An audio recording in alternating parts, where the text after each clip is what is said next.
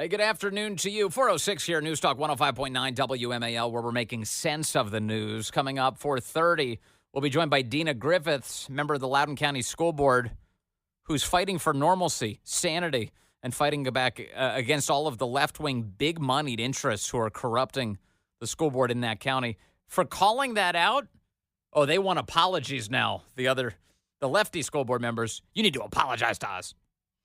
We'll talk to Dina about that coming up. And at 5 o'clock, the proprietor of a Pennsylvania grocery store called Sprankles Neighborhood Market, Mr. Ryan Sprankles, is here. President Trump just visited his grocery store and made a big impression. We'll talk to Ryan about that. And you can join us at 888-630-9625, 888-630-WMAL.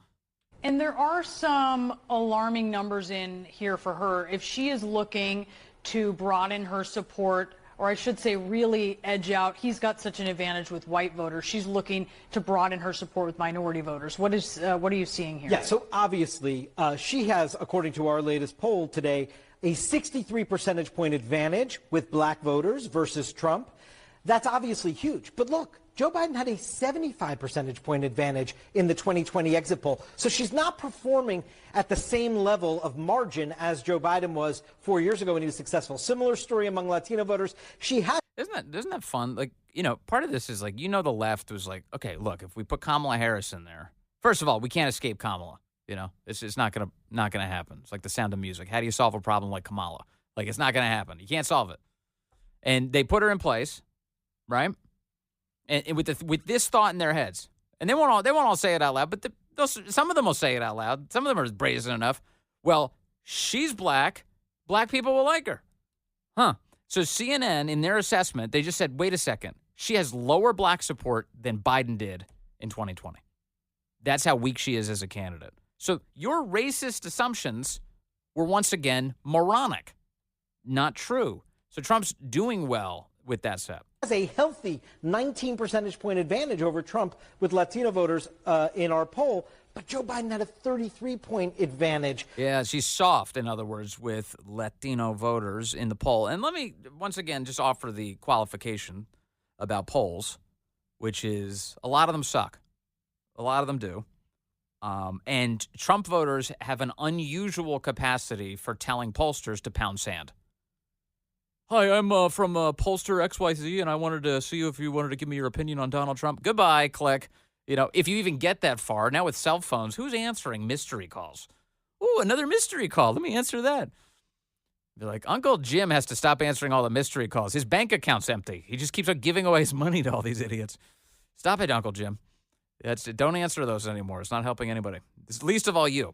So here you have a problem with polling, and the reality, of course, is as have been heading into this election, especially with Latino voters, what have we learned? Well, the reality is, it's like we're looking at something like a 50-50 electorate among the broad category of Hispanic voters that we refer to as Latino or Hispanic, and that's a very diverse group of people with very diverse sentiments who really, in a lot of ways, should hardly be encapsulated with a simple word like Latino, or as the left would say, Latinx. Latinx.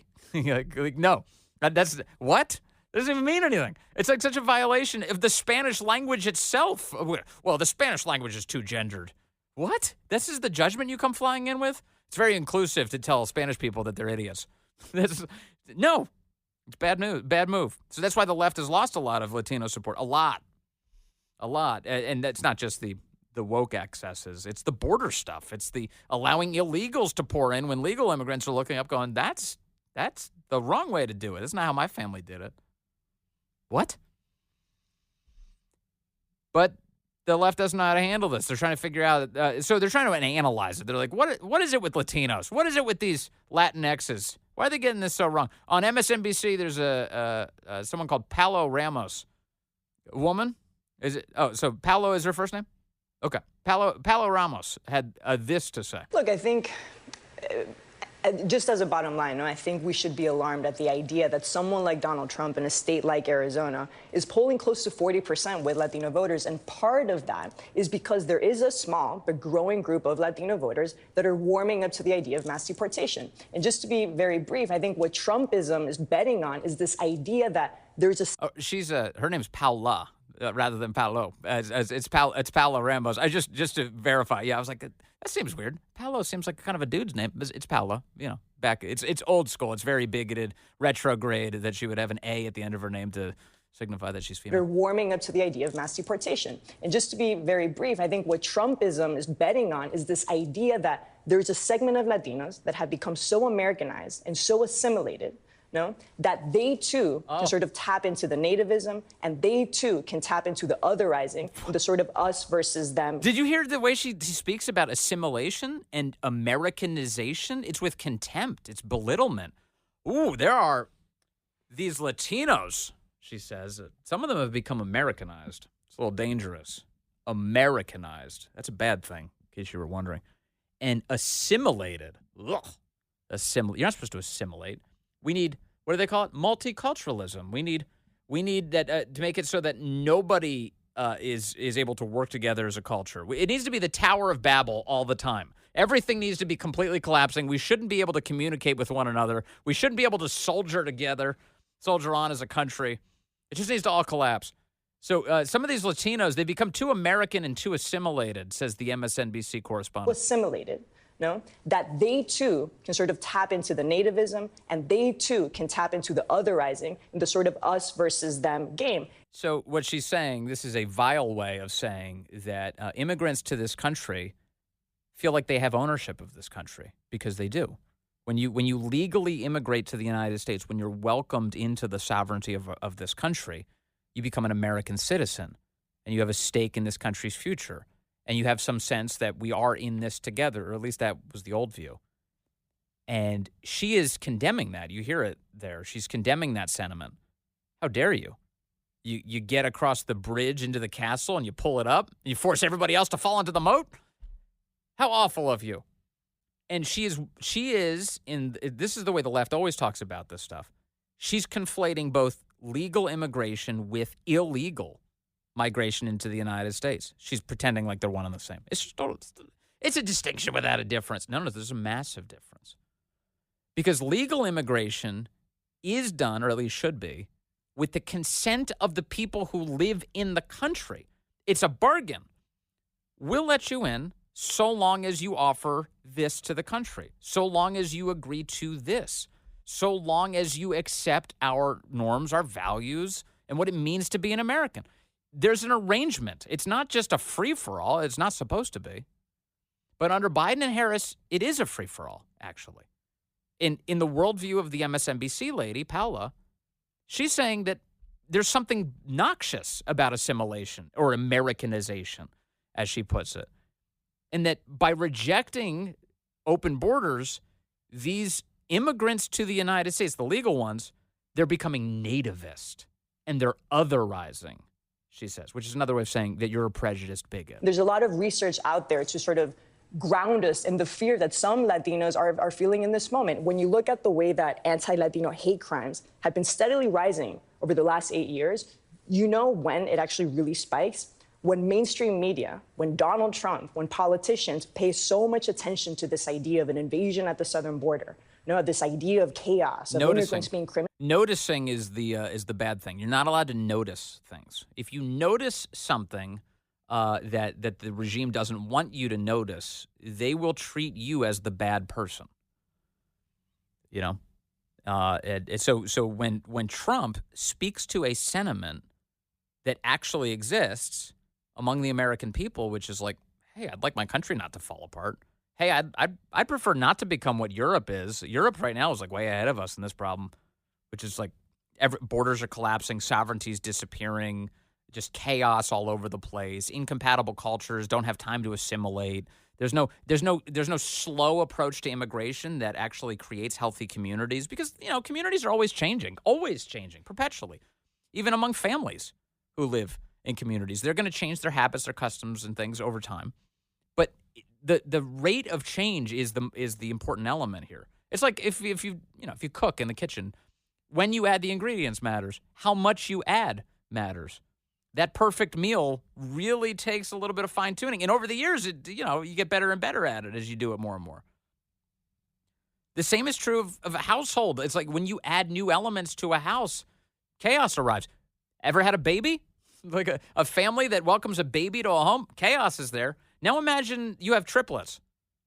You know what I mean? Just like imagine just accelerating the chaos at a very fast rate of change. You've got to adapt really quickly. And in the child example, people do. They should.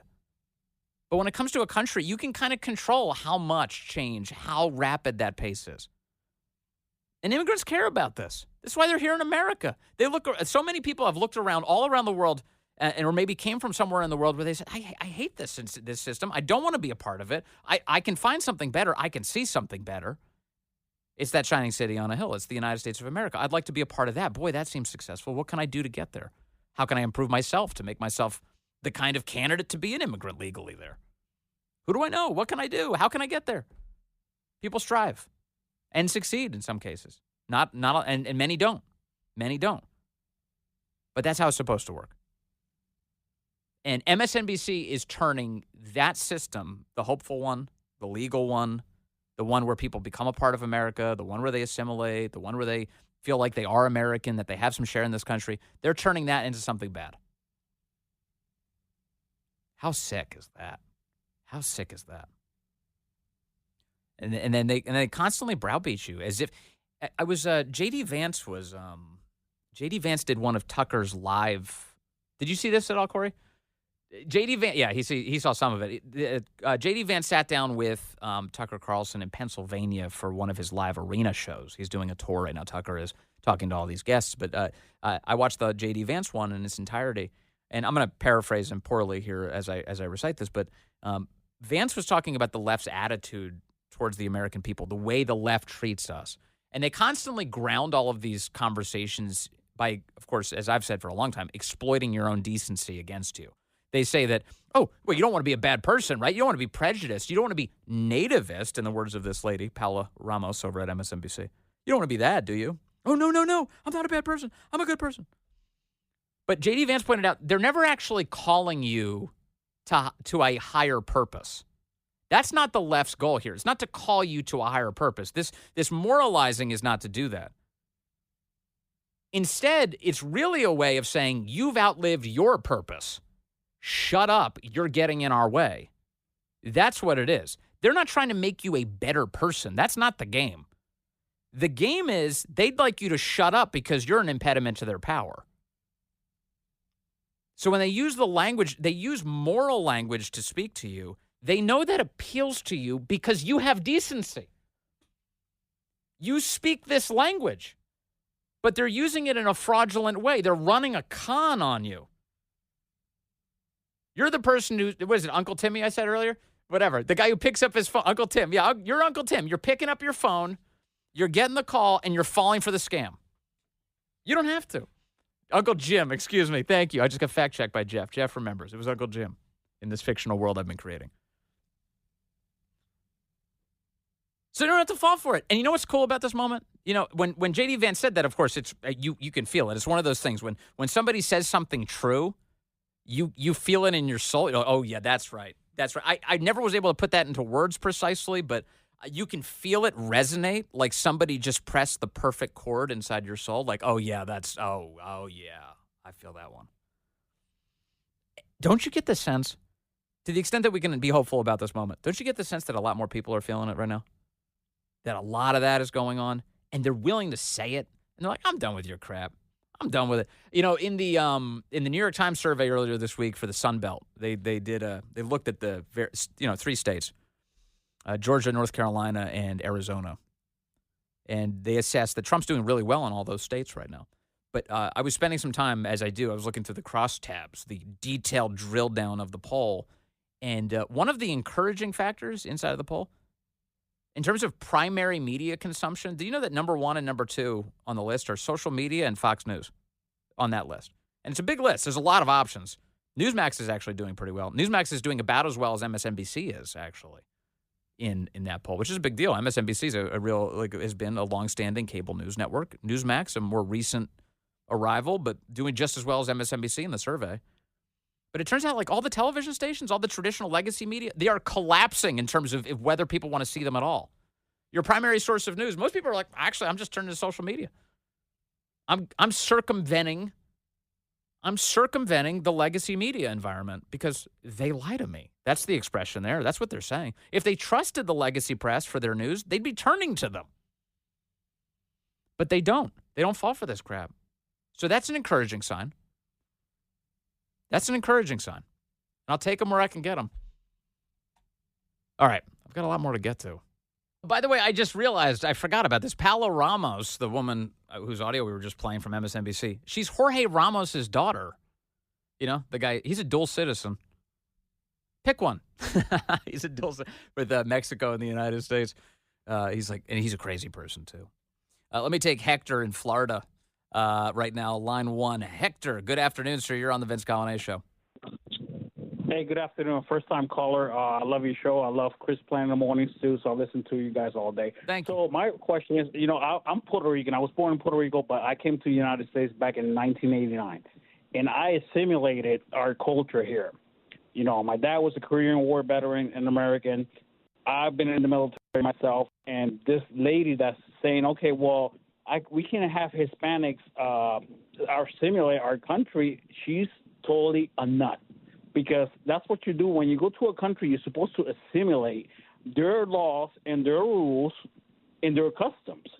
I left Puerto Rico back in 1989. I have not been back in Puerto Rico because the Democrats completely destroyed Puerto Rico. That's for sure. That's for sure. And now my thing is, I moved to Nebraska. I lived all over the Midwest and stuff like that. And I always lived in red states. But, I'm a very proud American. I live here in Ocala, Florida, and I'm the only one in a neighborhood that's predominantly Hispanic and black, and I'm the only one with an American flag in my house. So when and these people that's coming from these countries, they don't want to assimilate. They don't want to take our culture. They don't want to assimilate American culture. They don't know anything about the Civil War. They don't know anything about World War II. Nothing about conservatism, and it's very frustrating. Well, when your first act coming into the country is to break our laws, it doesn't bode well for you, following the rest of them, does it? No, of course. Yeah. So when you hear, Hector, that the Paola Ramos say that if you are for a secure border, if you're for making people come in an orderly fashion, that makes you a nativist. You're otherizing people. What do you think of such a critique? I mean, my strong belief, we need strong, secure borders. Yeah. And, we need them. Look at Israel. Israel is surrounded by enemies, and they got one of the best borders in the world. That's exactly right. And we should do the same thing here. Now, anybody that wants to come into the United States should come in legally, vented, and assimilate our laws. Yeah, exactly right. And you and I, Hector, should have a say in just how quickly that all happens. I appreciate the call. Hector down in Florida calling in today. A great American. All right, coming up, we're going to talk to Dina Griffiths from the Loudoun County School Board. Lots of drama in Loudoun, as usual.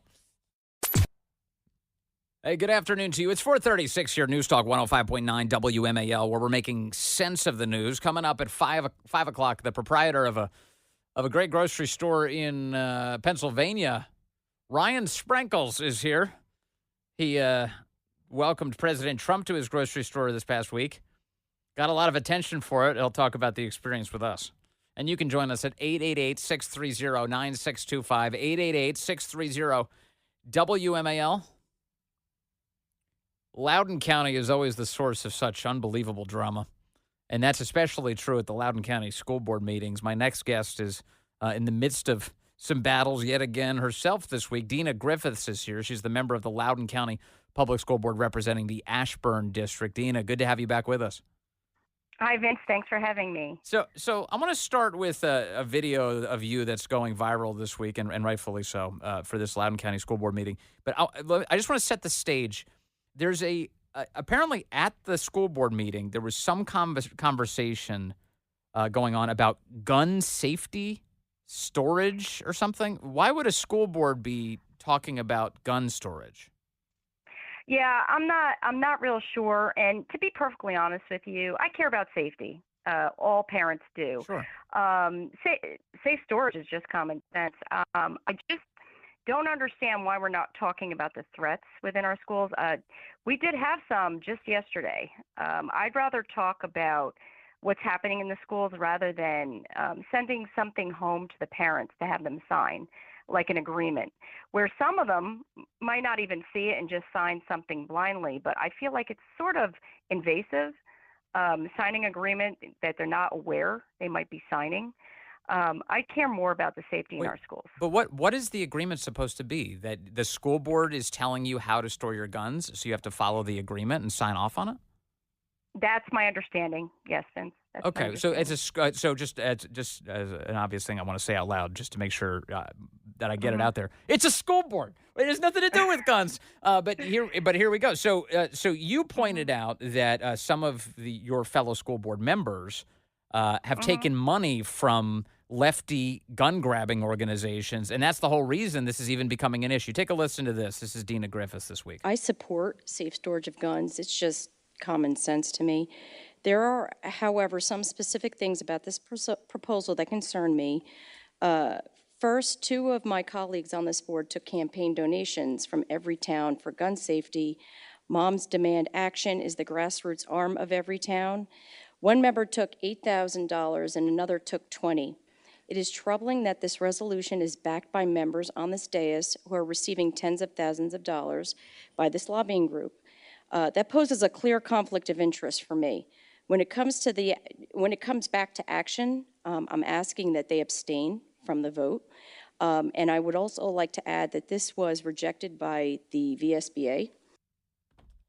Okay, so you say that, and rightfully Mhm. so. And Mhm. then in the midst of all of that, the chairwoman of the Loudoun County School Board, Melinda Mansfield, she gets upset that you even brought up Mhm. these contributions. I want to play that, and then I'll get your reaction. I do not see a problem with people bringing gun safety, common sense Common sense. measures here. And I do have a problem with the continued attack on other school board members for taking campaign donations when that is what we do That's what we do. as elected officials. It's not quid pro quo. Uh huh. We're talking about safety for our kids. And this is the second time that this has happened. Go on. Part of me wants to get a temperature of the board as to whether or not they would like an apology Oh for my. being attacked twice, because this is the second time. Um, Board members, do you have any thoughts? I'll get to that in a moment. So, Dina Griffiths, you're getting scolded, patronized to by the chairwoman of the Loudoun County School Board, who is saying that Mhm. it is vile that you would dare bring up contributions, political contributions. I don't know. You're an elected school board official. Would you get the vapors if somebody brought up the way that you became elected? Probably. That side would definitely bring it up. You know, I take no joy in pointing out conflicts of interest. I speak for myself and no one else. Although a conflict of interest is a conflict of interest. Yeah.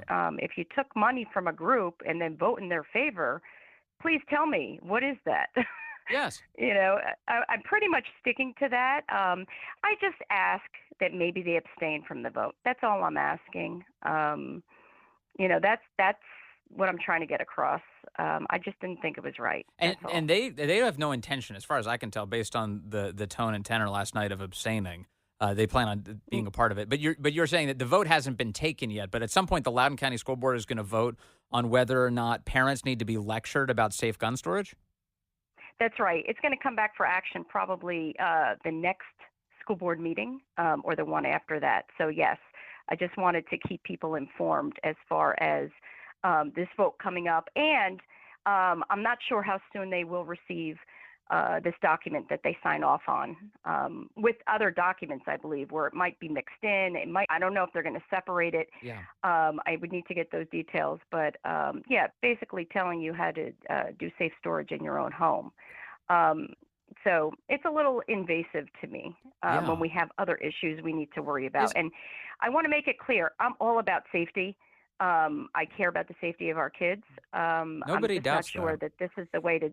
No, I don't. I'm not sure. Dina, I'm telling this is you, the way to do it. I'm telling you, nobody doubts your commitment to safety here. I just want to reiterate, though, the school board has no place in telling parents how to keep their guns at home. They don't. It's not. That's not. It's not. That's not their business at all. The school board's job is to manage the schools, not the way that people run their homes. But yet here we are. One of the things I noticed in all of the people who were screeching at you yesterday was that they seemed very emotionally distraught that you brought all of this up. Are all of these school board meetings like this? Do they get really emotional when they're criticized? Well, as far as I can see, yes. I'm all about transparency. I want the public to know what we're voting on, all the details. I try and tell my constituents or let my constituents know all details about a vote that might be coming up that's controversial. So I think that because I tend to be out there letting my constituents know everything, I think that, it poses an issue, I guess. Transparency. It's good. I'm just trying to be transparent. It's a big deal. It's a really big deal, and it's a breath of fresh air. I'm glad you're doing it. I want to ask about some of the actual problems inside of the schools now. You mentioned. I'll start. I'll let you kind of set this up because just a moment ago you mentioned that we do have real problems in the Loudoun County schools that need to be addressed. What were you referring to? Mm-hmm. Well, there were threats just yesterday, and I'm just trying to get a handle on exactly what those threats were, but it was at an elementary school, and I have to tell you, my son's middle school had a threat as well. But also, there was an article that I tried to bring up yesterday in the Loudoun Times Mirror about a gang member that was arrested last year. I believe it was May of last year for bringing a gun to school, and he ended up back in the school. So that frightens me a great deal. These are the things that we have disciplinary problems. That's my issue. So let me quote from Nick Minnock's coverage at ABC7 of this today. He's got a piece up. It says Loudoun County Public School student allegedly has ties to MS13. Sources. And the piece says that a Loudoun County Public School student who was caught carrying a gun in May of 2023, that'd be last year, and allegedly threatened to kill a fellow Blue Ridge Middle School student, is now attending Loudoun Valley High School, according to parents who are alarmed about the situation. According to sources with knowledge of the situation, the student is allegedly connected to the MS-13 gang and is in the U.S. illegally. Now, Dina Griffiths, what this feels like to me, this seems like we keep seeing the same story over and over in Loudoun County with just different characters. This reminds me of what Scott Smith and his family went through when his daughter was attacked at school, and then they just moved the student to a different school, and then that student attacks someone else.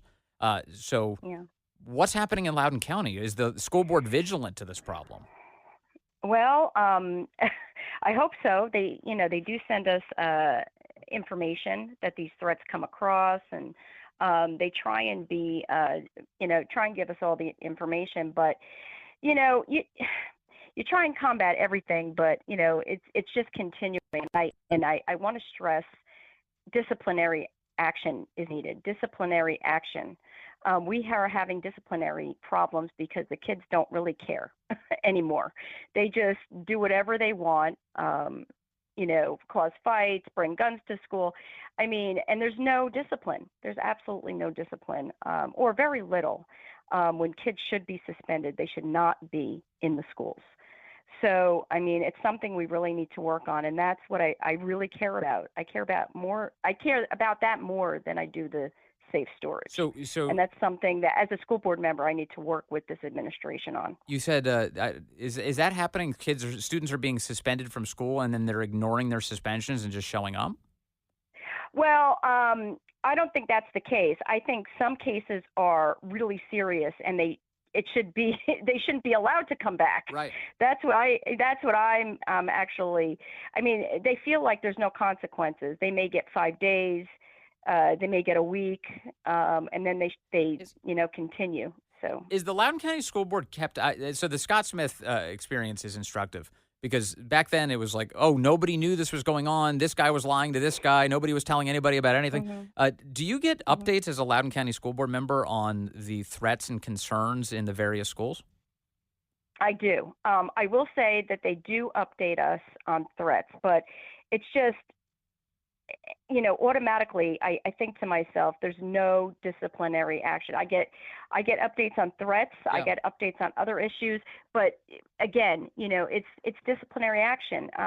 These kids feel like, hey, I'll be suspended for a week and come right back. I mean, I'm thinking permanent suspension for some of these issues. Yeah. So why is that the case? Why is discipline so weak in Loudoun County? Well, I mean, liability issues too. I mean, I think that's where it stems from. All children need to be educated, obviously. All children need to be in school. So to go ahead and suspend children, can't really do that. There's a lot of, legal, there's a lot of legal instances with that. So I think that's part of the problem too. But yeah. It's not what we grew up with. I mean, if you were in trouble, you were in trouble and you were scared. These kids are not scared today. They come in with guns. They do whatever they want, fighting on buses. I mean, it's crazy. It's just crazy. Is a student with a gun a regular enough occurrence that it happens, that you see it every so often? Is that what's happening? Well, that particular case, I don't see it as often, but what I don't like to see is that if you were arrested with a gun a year ago, you're back in a school. Yeah. You're back in the regular school. That's what I don't like to see. It's not something I have seen yet often. I've only been on the school board since January, but and now, you see what's happening on the inside, and, you have more news about what's going on in schools. But what I'm trying to stress is that you shouldn't be back in the school. No. You shouldn't be back in the school at all if you have a record of carrying a gun, and might potentially be a gang member.